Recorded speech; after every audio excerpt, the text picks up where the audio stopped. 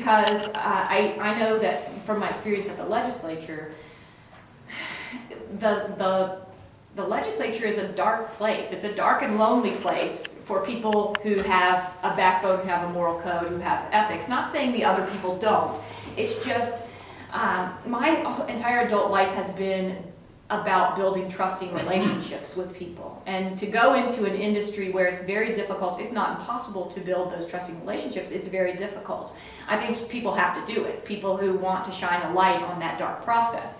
But that light, it's difficult to hold that light and to hold it all alone for a long, long period of time. And I think 12 years is more than enough time. It's enough time for me to start an agenda, to accomplish some, and to have other things in place so that I can pass that baton to the next generation.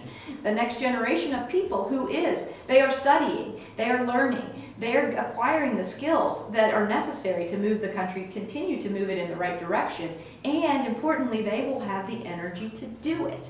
And so, I think 12 years is plenty of time. Some people say, oh, don't say that because people say they shouldn't vote for you because you'll be gone.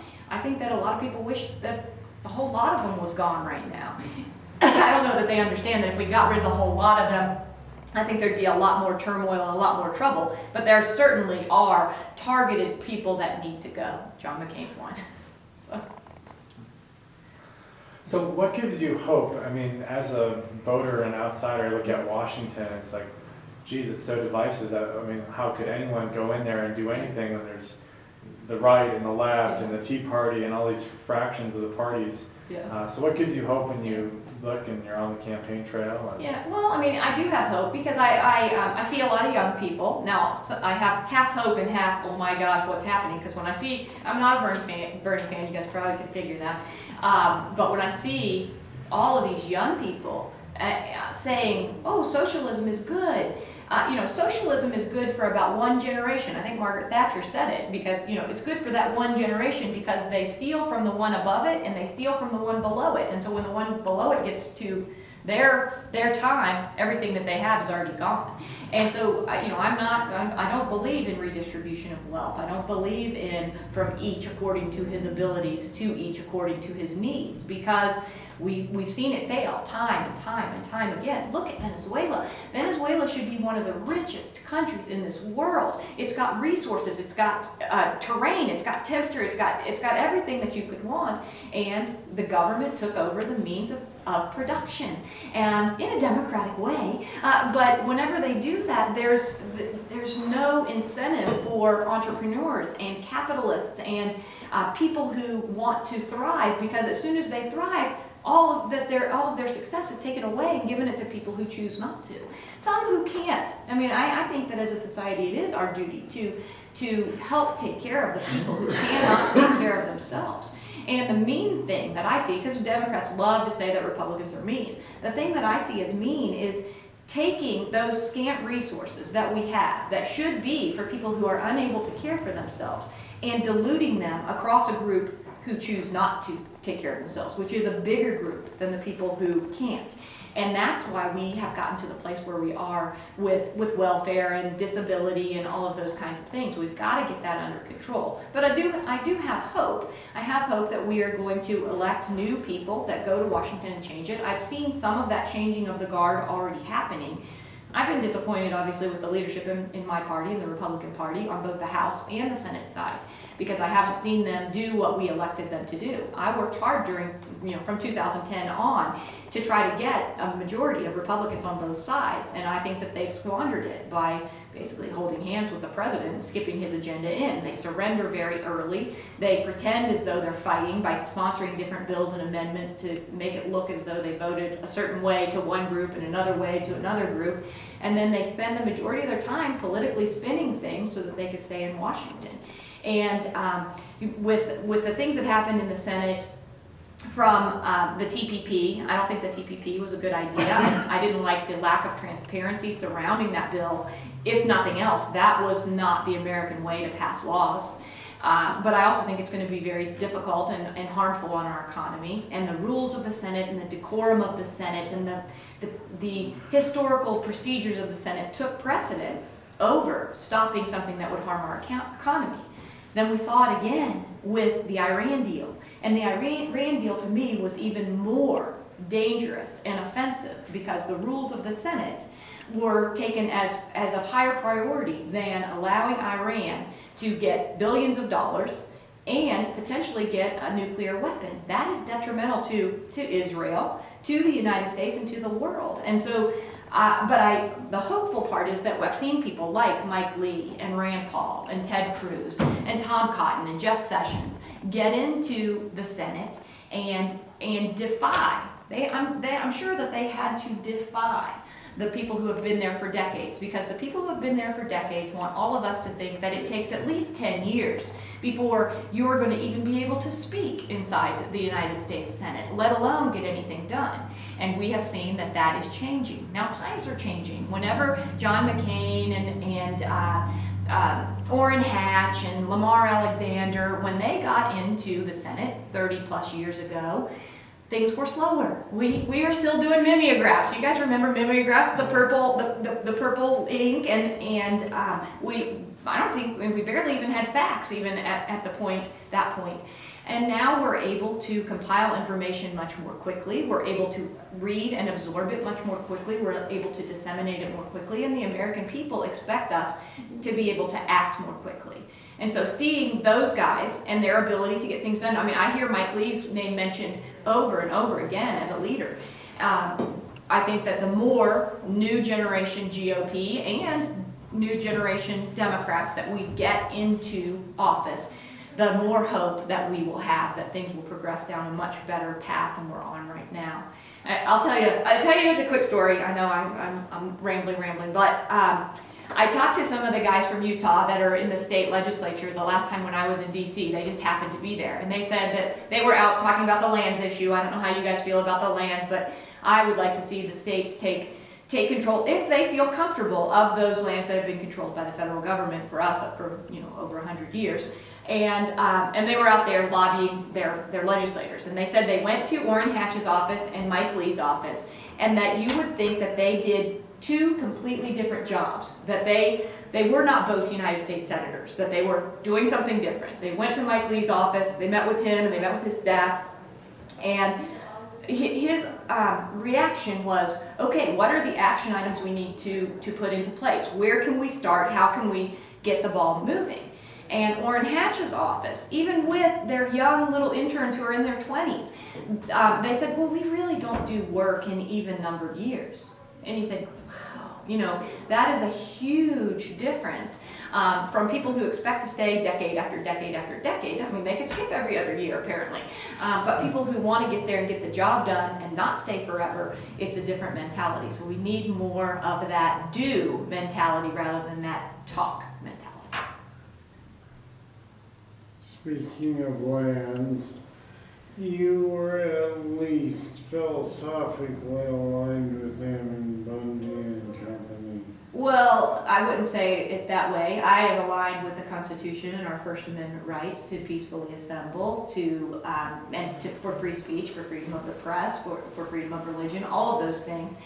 I did go to Bundy Ranch. I mean, that's one of the things that's in Senator McCain's attack video that he has out about me, is that I went to Bundy Ranch. Yes, I did. Why did you go? I went because my constituency goes right up to the border of Nevada, so my district, and I had constituents who were in Beaver Dam, which is right there on the border, who said, you have to come up here because the BLM is creating free speech zones, and they've got a little pen that's roped off. And that's the only place we're allowed to protest and we're allowed to say anything. And when we go out of that, they threaten us with arrest, they threaten us. And my idea of the free speech zone in the United States is the entire outline of the United States, not a little box that some unelected bureaucrat creates. And so I wanted to go and see if it was true. And it was. I saw the area. There were lots of things. I mean, it was a great experience, really, because there were so many families that were there with little kids and teenagers and moms and dads and grandparents that were all there, that were there to basically be civilly disobedient, and to say BLM, we're not going to listen to you. And there were a lot of armed people there. I didn't feel fearful. There were probably a few people that I was keeping my eye closely on, but for the most part, they were just people carrying their sidearm like they do every day. I know in Prescott, you guys see people walking around with guns all the time. My husband was funny because he said he hadn't seen that many weapons in one place since he had been in Iraq, and so there were a lot of weapons. The thing that was most disturbing to me was that there were United States government agents on hills pointing guns down at these people who were basically talking about what was wrong with what was happening.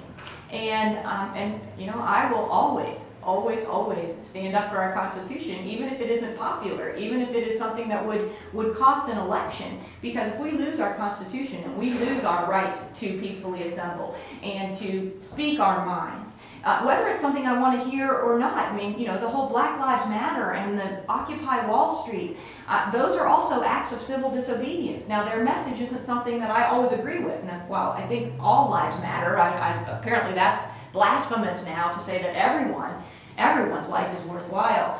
I will fight for their right to peacefully assemble and to say those words, even if I don't want to hear them.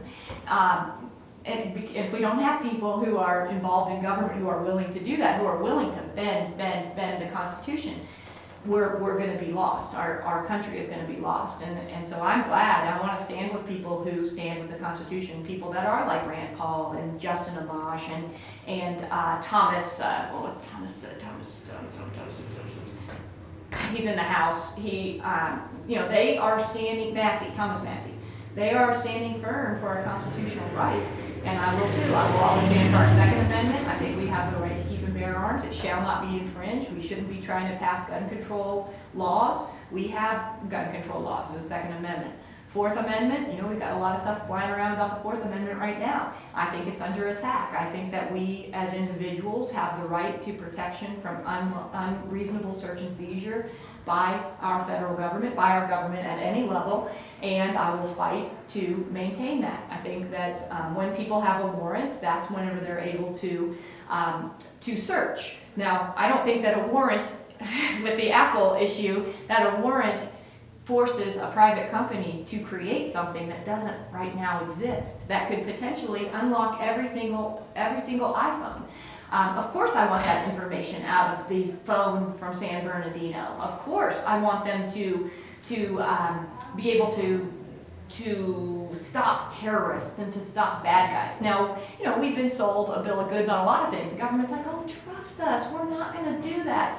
Now, whenever they pass the Patriot Act, everybody's like, the Patriot Act, we want to stop terrorism, we want to be able to get those bad guys. Of course we do, but you know what? The Patriot Act now is most often used for local crimes, drug crimes, things that the Patriot Act was not designed to do. But the federal government has the power, and if you give them an inch, they will take a mile. And getting that back into the box is very, very difficult. And I'm not willing to let the Fourth Amendment out of the box to be broken, because it will be detrimental to the citizens of this great United States. So you would not force Apple to do that? I would not. I would say find a way. I would say find a way to do it that's constitutional. Don't break the Constitution in order to obtain some semblance or some idea of safety or security. That's what Benjamin Franklin said. He said people who are willing to give up their liberty in exchange for safety and security deserve neither. And so there has to be, Apple has lots of creative minds. It does make me nervous that the federal government doesn't have the creative minds that allow them to get into an iPhone. But there has to be a constitutional remedy to the problem that's before them, rather than sacrificing our Fourth Amendment. Before you guys ask anything else. Well, let me just ask before you ask. How are you on time? I think I have a 3 so- o'clock right at the mayor's. So, Okay. yeah, so I'm good. I can answer. There's time for one more question. One more. Just one more quick question. What's with the funeral sponsor? It's a reminder. No. One of the things I say whenever I'm out on the campaign trail is that it's time for Arizona to have a new BFF. And I don't mean a best friend forever. I mean a bold, fresh, fearless voice representing them in Washington. Not only a voice, but an ear that listens, and then a voice that represents them. And so, you know, because people ask me all the time, why aren't you afraid? Why aren't you afraid of John McCain? Well, number one, you should never be afraid of your elected representatives. That's one. And number two, I build my life on my faith, my family, my profession, and he can't take those away from me. This is an election, and I think it's an important election, or I wouldn't be taking it on. Believe me, I don't think it's going to be fun. I think it's going to get much worse because I've heard about the tactics that he and his people use, and I have to be fearless, because if I were not fearless, I wouldn't be able to stand up to the things that are going to come my way. So that's what I have to operate in faith, not in fear. Best of luck to you. Thank you. Hey, I hope you guys will keep in touch with me. Yeah, thank You see there Emily's information. Mine is just Kelli at kelliward.com. Okay. So when I have cards, it would be great, but